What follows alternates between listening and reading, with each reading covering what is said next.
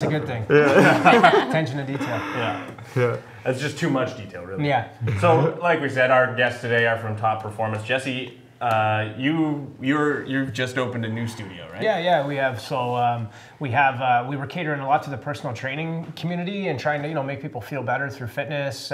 You mentioned ADHD, addiction, anything to try to we've kind of had our struggles, so it's pulled through for us, and we're trying to pass it on to others. And then both of our passions is jiu-jitsu, Brazilian jiu-jitsu. So we've opened up a studio in Port Elgin. It's catering to anywhere. Right now we start our youth program this week. It's ages 6 and up, 6 till 17, and then we have our adult program, which has been running for about a month, and it's blowing up huge. And we're having a blast with it. Awesome.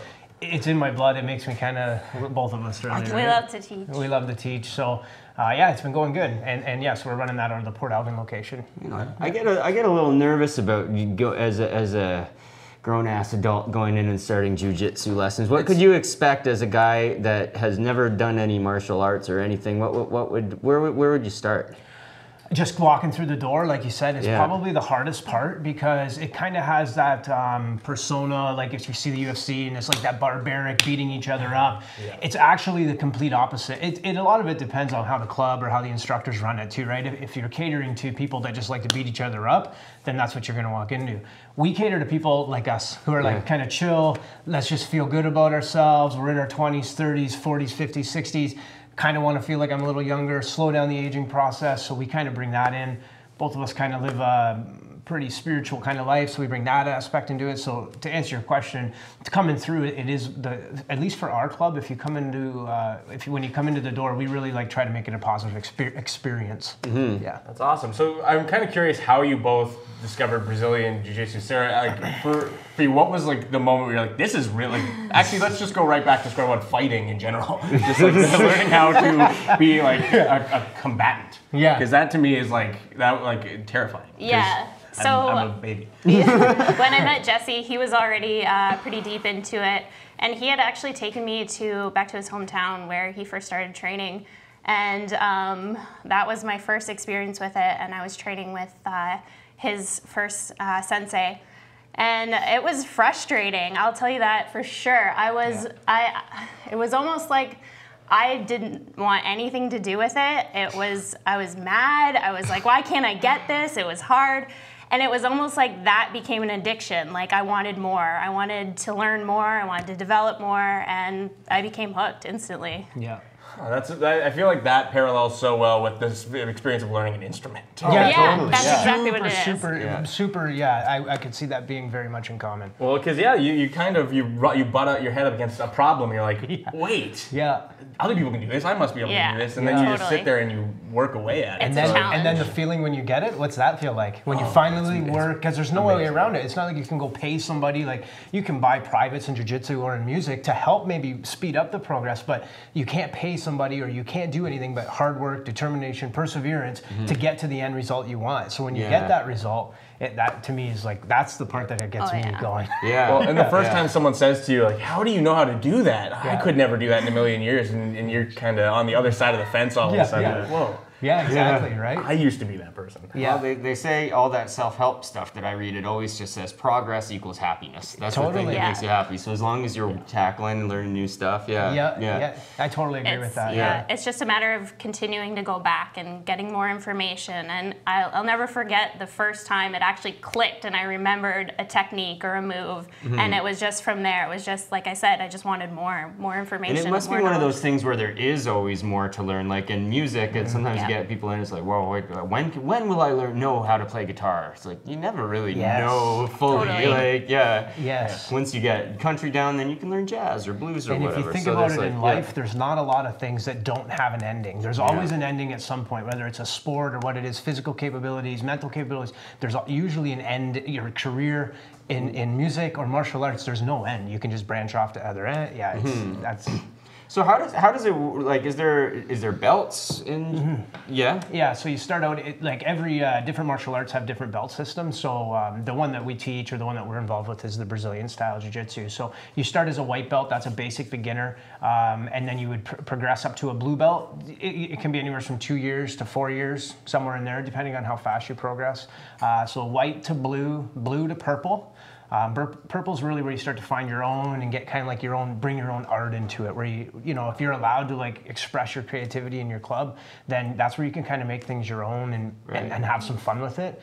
And then it goes brown to black, and then you get black. They say it takes about 10 years to get a good legit black belt. Okay. So that's quite a journey. And to advance belts, you go to competitions. Yeah, so you train, you know, you try to show up as many classes as you can. You can compete, you know, obviously for competing for us, our progress went rather quick from belt to belt, probably because we compete, and you have to, in order to compete, you have to kind of be on top of your game and training hard, right? Yeah. So yeah, competitions help, but just showing up, learning the technique, like I said about coming to our place, there's not kind of like that, you know, punching aspect or anything.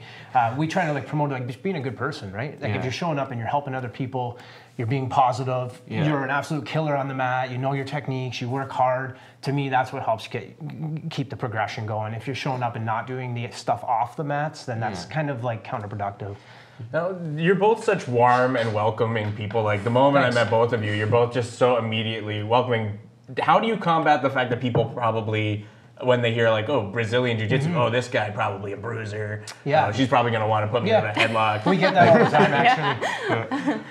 What do you do to sort of... I don't want to attract, I promote. I just, you know, just walk the life, right? Like you mentioned self-help books. Yeah. Just explain what it is. It's not like street fighting. Just explaining that it is an art and it's not about hurting other people. It's a community. It's a family. Yeah. Well, and I'll admit that just when you were saying it, when you get to purple, you get to sort of express your creativity. That's the first time I've heard someone talk about a martial art in that way. Yeah. And it really was like an aha moment of, oh, that's really cool, because there's a moment like that on guitar where you start going like, oh, wait, I could take this and I could do something different with it. I could combine this and this. Yes. That, it's really cool to hear that and look at it that way. Yeah. Because I think you have kind of like, for me, you have sort of like preconceived ideas of what a thing's gonna be like until you have experience with it. I had that with doing yoga with Eric too. I just sort of went in all silently and was, but you know, like trying to be a certain way because that's what I thought yoga was supposed to be like. But then he's swearing and joking around and like. But also something I wasn't aware of for some reason was the spiritual element that's involved. It's not just, and same with jiu-jitsu, I would imagine. It's not just like you say, it's not just going and pounding the crap out of somebody. It's It's actually, if you let it be that way, like I'm not saying that it started with us. Like it's been instilled to us from other people, right? Like if you go to some clubs, it's not like that, and it's probably the same with yoga. If you go to Eric's yoga, I go to Eric's yoga once a week. I leave there feeling spiritually well. I've been to other yogas where I leave and I can't walk because it depends what the instructor makes it. So we try to bring in, because we both walk like self-help and spirituality and that kind of thing, and you know the kind of trend that's following our age generation. So where was I going with that? I don't know.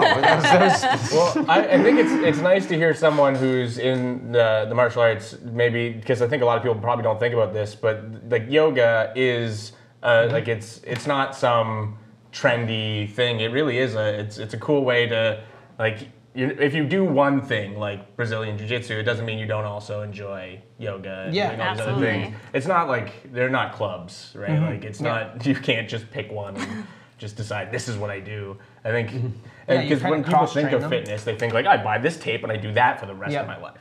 Or at least a lot of people do it that way. The tape, people don't buy tapes anymore.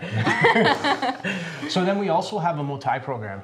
So I don't. Really? Tell us. I don't need, like, we know nothing. Tell us what. Tell us about it. Assume, explain it like I'm 5. That's not like I can sit and talk about jiu-jitsu all day, and I know about it, and we're educated on it.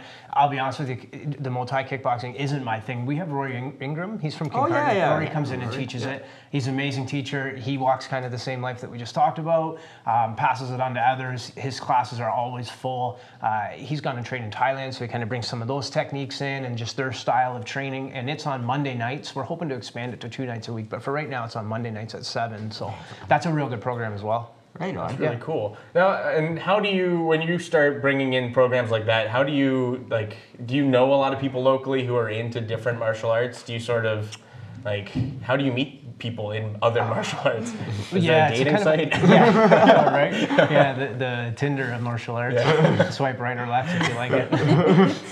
No, just, it's a small community, right? So Rory and I knew each other through some other stuff that we were involved in. And he trained, we trained, kind of got talking, right? And there was an opportunity for him, an opportunity for us. And then as far as jiu-jitsu, it is a very small community. So we have a lot of our friends in the city that we go down and visit. That's how we've got hooked up with the new affiliation. And then social media. Social media is how we promote it the most. Most of it's educating, right? Because like Patrick said, you don't know, everybody has this preconceived notion, but until you educate somebody on it and they see that it's something different, then yeah. Did you guys meet through martial arts? No. No? No, we didn't No, meet we didn't. No. But we've built our relationship. Through the real Yeah. Tinder, the real Tinder, the real one that isn't for money. No, that's not it at all. Well, speaking of social media, though, where can people find you if they want to sign up? Where can they? How do they get in touch so with Topp Performance PT is our social media page. We have our website. It's not quite 100% finished. It is topperformance.com. Yeah. Topperformance.com. Most often is our social media page, our Instagram, IG, Topp Performance. Yeah. And Bob, that's been up on the screen, hasn't it? Yep. Cool. Awesome. So it might even be up there right now. But if it's not, scan back a little bit. But and we'll post that in the comments as well. But thank you for coming on. This has been really lovely. Stick around. We're going to play a game with you in a little bit. But first, we're going to have a little musical number from our guest. Awesome. So stay Thank you. tuned. Thanks, Perfect. guys. Thank you.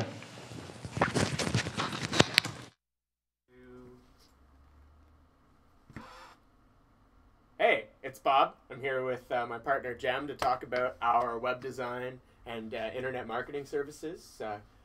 Work with us if you need a website done, any size, shape, form, whatever. Mobile optimized, SEO responsive. We help you design and develop your content.